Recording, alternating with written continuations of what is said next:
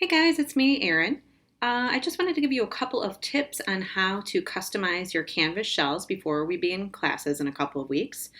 These are just some tips and things I've sort of learned along the way, and probably for many of you this is a review, but I'd like to forward this information to some of our new faculty members. First and foremost, when you log into my.baker.edu, you click on Canvas, of course, and that's where I am right now. One of the first things that I set up was my account. You can just simply click on this account button, and one thing that we would like you to do is go ahead and set up your profile. So you can click on profile, and with many things in Canvas, this is pretty easy to do. You just hit edit profile, and you can go ahead and add whatever degrees you'd like there. You can add any published work that you have, anything that would help you out. I did put my picture here just because that helps students identify who I am. Perhaps they see me on campus and they know what I look like when class starts. So that's one thing that we'd like you to customize. Moving forward, when I go to my dashboard, so to get to my courses, I can always click on that dashboard button. I'm just going to show you one of the classes that I've set up. You can see this one says MHS Comp 1.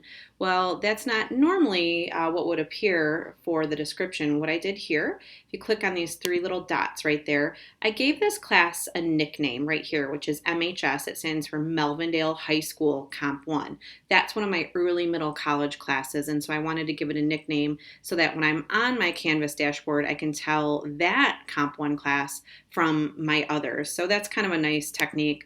I've used this a lot in the past and said, well, this is my Tuesday night Comp 1 class or Thursday night Comp 1 class.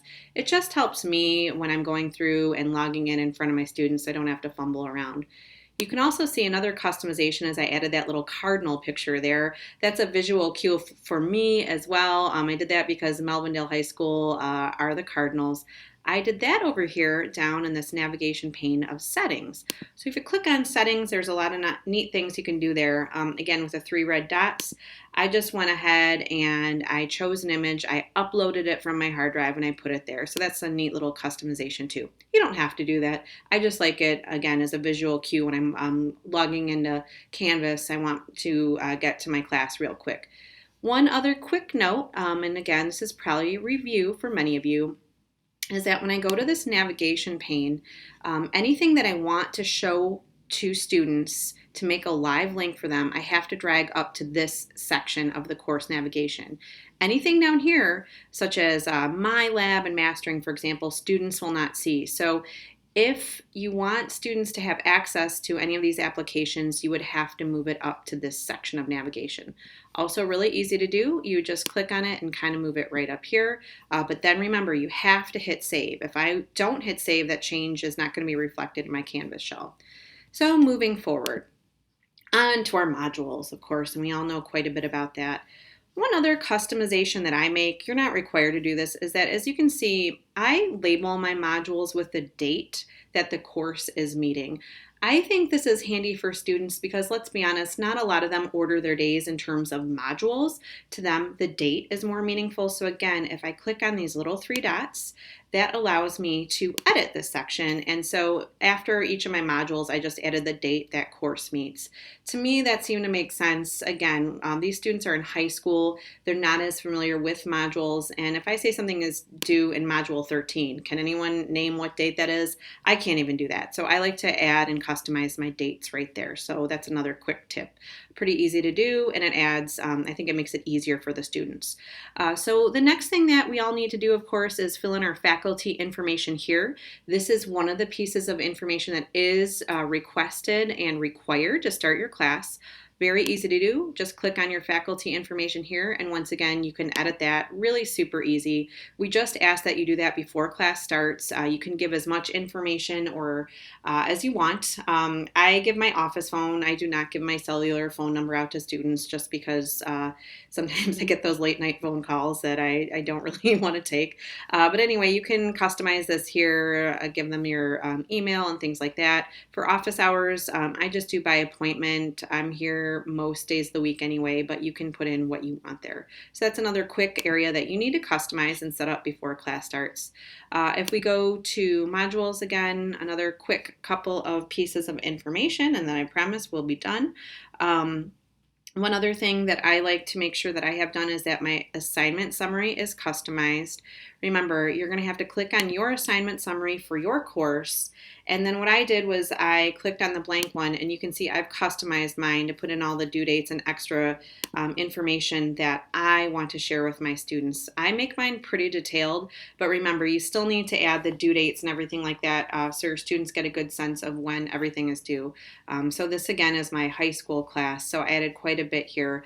But instead of just having what was posted in the template, I added the dates that the class is meeting, and I added some of our when we'll be doing a discussion, when we have in-class assignments. So I tend to be quite detailed on these in the summaries.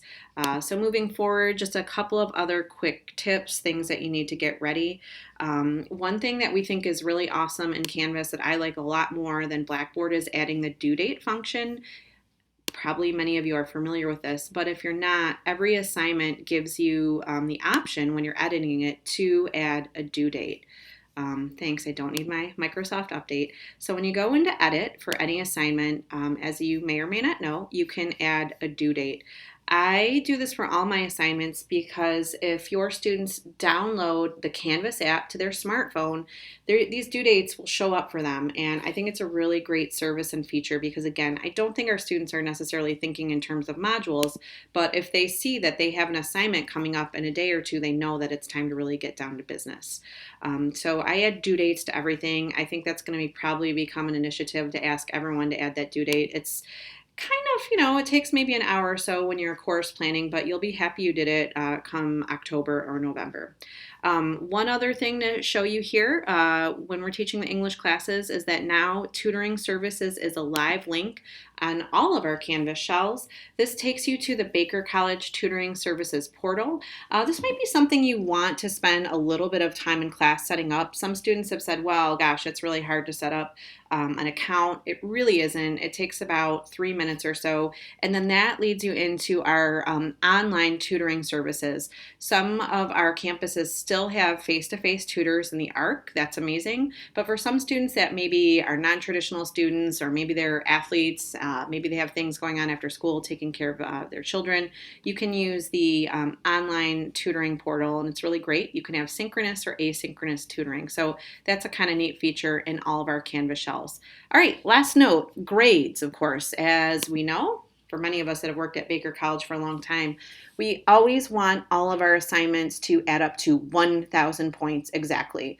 This will be one of the things that I'll be checking occasionally in your shells to make sure that you're adding up to 1,000 plus or minus. I know sometimes in the past, sometimes I deleted an assignment or I added something new. So, I mean, it might not be exactly 1,000 at all points, but basically when we are looking at grades, it should be on a 1,000 point scale. So how do you tell if you have 1,000 points?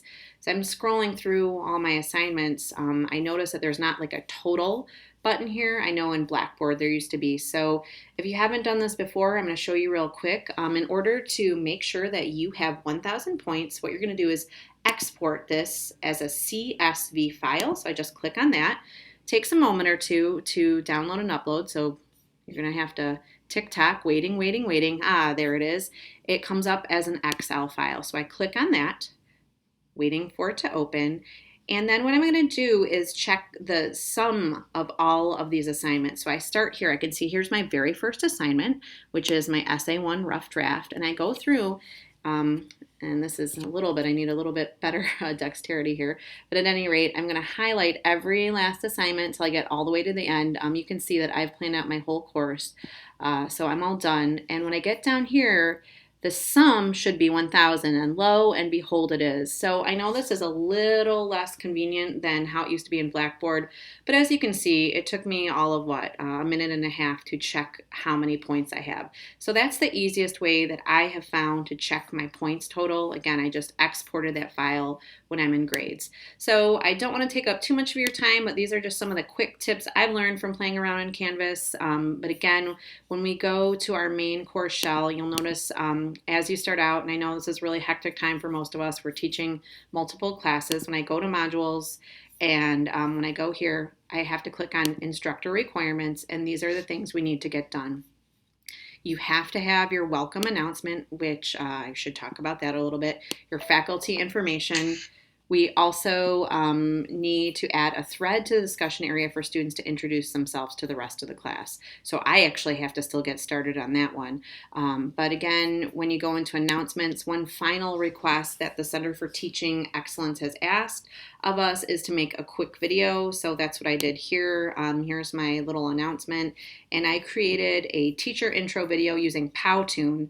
I like that program because it allowed me to add some animations. It's not just me, a talking head, looking straight face to face at my students. So I used Powtoon. There's a lot of other great video softwares you can download. Even something like this, a screencast you could do to sort of cover the information of the class, give them a heads up on Canvas. So that is one other thing that the CT is asking us to do this semester. So play around with it, have a little fun. I mean, mine's not the most great piece of cinematography, but it's me. So thanks again, guys. I'll look forward to meeting you at our upcoming faculty kickoffs if you're planning on being there. So we can talk about any of this other information then. Thanks and have a great day. Thanks.